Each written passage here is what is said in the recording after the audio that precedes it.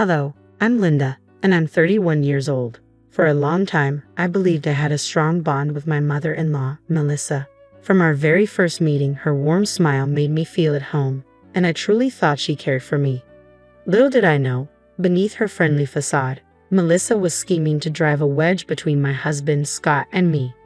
At first, I didn't think much of it when Melissa began calling Scott daily while I was at work. It seemed perfectly normal for a mother to stay in touch with her son, but as time went on, I noticed a chilling change in Scott's demeanor toward me.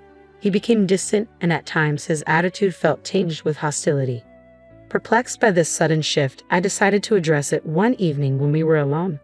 "Scott, is everything okay? You've been acting differently," I asked. His response was curt. "I'm fine, Linda. Just leave me alone. Isn't that what you want?" He snapped back. Taken aback, I pressed further. "What do you mean?" I asked, confused. He accused me angrily. "Do you just want to take all my money and leave?" My heart sank at his accusation. "How could you think that? Where is all this coming from?" I demanded, feeling deeply hurt. Scott sighed, his expression softening as he sank into a chair, burying his face in his hands. "I'm sorry for lashing out, Linda. It's just, something's been bothering me," he admitted. "What's going on, love? We can face anything together," I reassured him, hoping to lighten his load. After a moment of hesitation, he confessed, "It's hard to say this, but my mom has been saying negative things about you during our calls." I was shocked. Melissa, the woman I had come to regard almost as a second mother, speaking ill of me. Initially, I struggled to believe what Scott was telling me. How could she betray us like this? As doubt clouded my judgment, I cautiously asked, "Are you sure you're not misinterpreting her words? Sometimes communication can get mixed up." But Scott was adamant. "I'm not misreading anything, Linda. It's clear my mother has taken a dislike to you, and it's not just a misunderstanding," he insisted. "That's hard to believe," I replied, still in disbelief. "Just last week, Melissa and I had a great conversation. I shared our recent successes and our plans to start the business we've always dreamed of." Scott countered with a troubling revelation. "That's ironic because she told me today that you're planning to hijack our business, register everything under your name, and then disappear with all the profits." Flabbergasted, I shot back, "That's absurd. Why would she say such things?" Scott sighed, a mixture of frustration and confusion lacing his voice. "I know it sounds crazy, and I hate to admit it, but her words have been gnawing at me. I started to believe her accusations, which is why I snapped at you earlier. I'm sorry." Determined to clear the air, I proposed a plan. "If you think I won't believe you, let's prove it together. Next time she calls, I can listen in without her knowing. How about connecting me through Zoom while you take her call on speaker? This way I can hear everything she says." "That sounds like a solid plan," Scott agreed, his hope rekindled that this would help us understand the situation better. We set our plan in motion the very next day. While I headed to work, Scott stayed home to prepare for the call. True to our arrangement, he added me to a conference call while answering his mother's call on speaker. Unaware of my silent presence, Melissa began their conversation with the usual pleasantries before quickly shifting to express her concerns. "How was your day, Scott?" she asked. "It was fine, Mom. And yours?" he replied. "It was stressful," she said, and I braced myself to hear more. "I've been really worried about you, especially given your situation," Melissa said, her voice dripping with concern. "What situation?" Scott asked, playing along. "The fact that you're married to such a deceitful woman," she blurted out, exposing her true feelings about me without hesitation. Hidden on the other line, I listened in shock as the reality of Melissa's animosity became painfully evident. Her words were not mere misunderstandings. They were calculated and harmful. "She doesn't love you, Scott. How much more do I need to say for you to see the truth?" Melissa's voice was thick with distress. "These things affect me too, you know. The longer you stay with that woman, the more it takes years off my life through distress." "Mom, please stop," Scott interjected, his patience wearing thin. "I haven't found any proof of what you're claiming, so please stop with these baseless accusations." "So you're calling me a liar now? You don't want to hear my advice?" Melissa retorted sharply. "I'm just telling you the truth. She hates you. If you're not careful, she's going to take all your money and leave you. Let me call you back, okay? Love you." "Wait, let me tell you more." But Scott had reached his limit. He hung up the phone and unmuted me from the conference call. "Hello, Linda. How could she speak about you like that? Has she lost her mind?" Scott was visibly shaken. I know it's a lot to take in. I'm sorry you had to hear all this, but it was important for you to know the truth firsthand, he said. I'm speechless, I replied, my voice heavy with disbelief. She sounded like a completely different person, nothing like the sweet lady who used to check in on me. Now I see that she's only been pretending to care, gathering information to twist against me and make you distrust me. As the reality of Melissa's deceit settled in, I felt an overwhelming sense of betrayal. The person I once thought cared for me had been scheming all along. I once viewed Melissa as an ally and supporter, but now I realized she was actively working against me. Scott reassured me. I no longer believe her words, especially after our conversation last night. That woman is unbelievable. I almost fell for her lies, even though I trusted her as my mother. I understand, babe. It must be hard to come to terms with the extent of her lies and deception, especially since she's your mom, I said, trying to comfort him. I'm more angry than anything, Scott admitted. I don't know what she hopes to gain by constantly speaking so harshly about you, but at least now you've seen it for yourself. She's completely lost it, he continued. Yes, we need to confront her about everything, I agreed. Of course, so let's do it now, Scott suggested, surprised by my pause. I think we should wait a bit, I replied thoughtfully. What do you mean? I thought now that we know, we could just confront her, he pressed, not understanding my hesitation. I'd like to listen in on a few more phone calls first, I requested, needing more evidence to fully grasp the extent of Melissa's manipulation.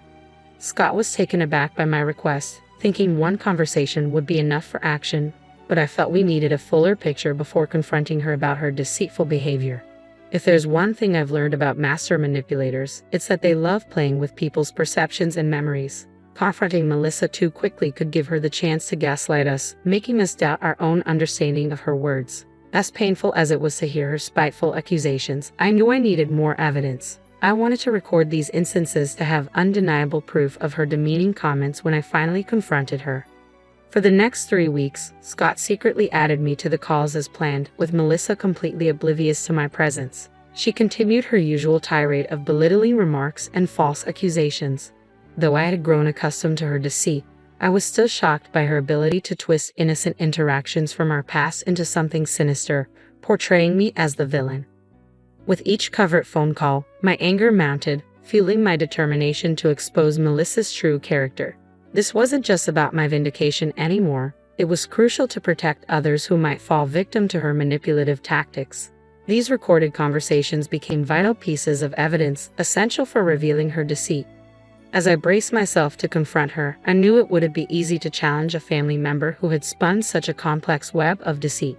Yet I found comfort in Scott's unwavering support, ready to stand by me against the barrage of lies we were sure to face after enduring these weeks of secret listening and evidence gathering. I was fed up with my mother-in-law's relentless undermining. It was time to take a stand. One evening, Scott and I settled in our living room, strategizing our approach to finally confront Melissa. Just as we were about to refine our plan, the short ring of my phone shattered the quiet. It was Melissa calling me directly, likely another one of her so-called friendly check-ins. After uncovering her deceit, I was furious and ready to confront her immediately. However, Scott hesitated. Wait, babe. I know you want to address this now, but maybe we should hold off for just a moment, he suggested. Why? What for?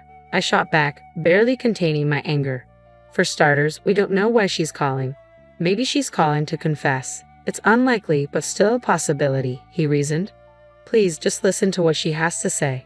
If she doesn't come clean and apologize by the end of this call, then we can go ahead with your plan for revenge. No questions asked. Scott's voice carried a hint of hope. She's still my mom, Linda. Part of me hopes she's realized her mistakes and will change. I just need to be sure. Seeing the pain in Scott's eyes reminded me of the toll this situation was taking on him. I realized I had been so consumed by my feelings that I hadn't fully considered his struggle. Fine, I'll hold off on confronting her for now. I reluctantly agreed. Thank you, Linda, Scott replied, his voice filled with relief. Taking a deep breath, I answered the phone, my tone guarded but resolute. Hello, Melissa. How are you? Her voice dripped with the usual sugary sweetness, which only fueled my irritation. I'm fine, Melissa. How are you? I managed to reply, keeping my composure. Melissa seemed slightly taken aback by the coolness in my voice, but I was determined not to let her manipulate the conversation this time. As much as I wasn't ready to lay all my cards on the table just yet, I couldn't resist the urge to hint at my awareness of her schemes. I wanted her to feel that something had shifted, that her actions weren't as hidden as she believed. "Oh, darling, are you sure you're fine? You sound so upset," she probed, feigning concern. "I suppose I'm a bit upset, Melissa," I said, trying to maintain a calm yet firm demeanor. "You see, I've recently come across some rather shocking news." "What news, dear?" she inquired, her voice laced with a mix of curiosity and caution. "Well, it turns out that someone has been speaking very unkindly about me, slandering my name for no apparent reason. Perhaps out of jealousy or something else," I continued, choosing my words carefully. "Oh dear, how awful," Melissa responded, her tone attempting to mimic sympathy. "Yes, it is awful, Melissa. Have you ever encountered someone so cruel that they would harm another's reputation for no reason?" I asked pointedly, subtly steering the conversation toward her behavior. The silence that followed was telling. Through this carefully veiled dialogue, I aimed to let her know I was onto her, setting the stage for a confrontation that, while postponed, was inevitable. "I think we need to continue this conversation tomorrow, dear. I'm suddenly feeling very tired," she said hastily, cutting me off before I could react to her swift exit. As soon as the call ended, Scott's phone buzzed with a new notification. It was a text message from Melissa. "Got another update on your slimy wife. Someone else has been talking about her too. Turns out I'm not the only one who thinks she's no good. You need to get out of that situation while you can. I'll call you tomorrow while she's at work to tell you the full story." Both Scott and I were stunned, deeply hurt by her ongoing deception. The sight of the text seemed to obliterate any lingering doubt Scott had about his mother's duplicity. He looked ready to take decisive action. "We need to stop her, Linda. How can she continue to be so deceitful?" he said, his voice a mix of anger and resolve. "It seems she cut the call short to fabricate more lies about me to tell you tomorrow." "This is sickening, Scott. I can't believe she would go to such lengths," I replied, feeling a swell of outrage and sadness. "I don't care that she's my mother. She's wrong, and she must be held accountable for the pain she's causing us," Scott declared, his face set in determination. Despite the grim revelations, this ordeal strangely brought Scott and me closer together. We found comfort in each other's company, reaffirming our bond during this tumultuous time. As we spent the night consoling each other, our resolve only strengthened for the next day. I headed to work with a renewed sense of purpose, knowing we were finally going to confront this issue head-on later. Scott called me, signaling it was time to execute our plan. As usual, he added me to a conference call while Melissa was on the line, unaware of my presence. Once the usual pleasantries were exchanged, Melissa wasted no time diving into her fabrications. "Oh, what a day it's been. You wouldn't believe what they've been saying. Some people are accusing her of embezzling funds and bribing officials to get her way. I was so upset. I practically begged for your comfort yesterday." I played along, but her words ignited a fire in me. "Really? Is that how you remember our conversation from last night?" I interjected, finally breaking my silence. The surprise in her voice was palpable as she realized I had been listening all along. "I don't remember saying or doing any of those things at all," I stated calmly, my voice clear and unwavering. Caught off guard, Melissa nearly choked on her drink, probably thinking she was hallucinating for a moment.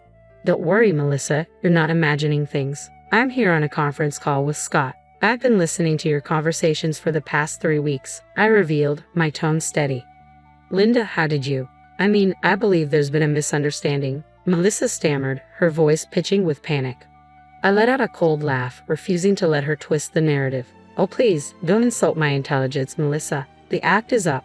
I'm fully aware of the games you've been playing and the lies you've been feeding Scott. We're no longer going to be pawns in your schemes. I can't believe you'd be so cruel and manipulative for no reason." "What drove you to do this?" Scott chimed in, his tone a mix of disbelief and frustration. "So, you think you're better than me now, Scott? Do you think you're some kind of hero trying to save the day? I haven't done anything wrong. I was just discussing hypothetical situations. It's not my fault you two misunderstood everything." "You're pathetic, Melissa. Even now, after being caught, you're trying to cover your tracks so clumsily," I countered sharply. "But don't worry, I've recorded everything you've said. Let me refresh your memory a bit." I then played some of the audio recordings. For weeks, I had listened to those cruel words, and each time they sent chills down my spine. But I could sense Melissa's panic. Her voice faltered as she attempted to talk over the recordings, desperately trying to defend herself against the undeniable evidence being laid out before her. Finally realizing she had no escape, Melissa dropped her facade. "Well, Linda, guess what? I don't care that you found out the truth. So what? What are you going to do?" "We all know you're bad for my son," she retorted, her tone dripping with contempt. "Bad for him in what way exactly?" I pressed, eager to hear her justification. "I don't know. You're hiding something. I can feel it. I don't have any evidence, but I just know you're no good for my son," she snapped back, her argument weak and baseless. Her accusations highlighted her desperation and inability to manipulate the situation any further. "I'm going to expose you for the manipulator you truly are, you deceitful person. How dare you? Once I tell everyone in the family about this, they're all going to side with me, not you. No one will believe an outsider like you, Linda," Melissa hissed venomously. "You're mistaken, Melissa," I replied calmly, confidence ringing clear in my voice.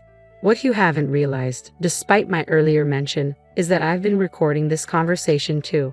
That includes your conversation with me last night and the text messages you sent to Scott. You've played your hand, and now it's time for you to face the consequences. Not only are these conversations recorded, but we also have evidence of your ongoing deceit." Scott's voice, a mix of sadness and resolve, cut through the tension. "I hate to say it, but I'm done making excuses for you. I can no longer justify your actions or hope for your change." Sensing the gravity of her situation, Melissa suddenly shifted her tone. "Baby Linda, let's discuss this privately. This information doesn't need to spread. I'll apologize, all right? Just delete those recordings. Let me come over right now. You're finishing your shift soon, right? Let's settle this over a cup of tea." "Save it, Melissa. Your attempts to clean up your mess are pathetic. Do you have no shame? It's far too late for apologies, especially when they come only after being caught. Who knows how long you would have continued this deceit if we hadn't confronted you today." I shot back sharply. "We're going to tell everyone about your actions, and there's nothing you can do to stop it.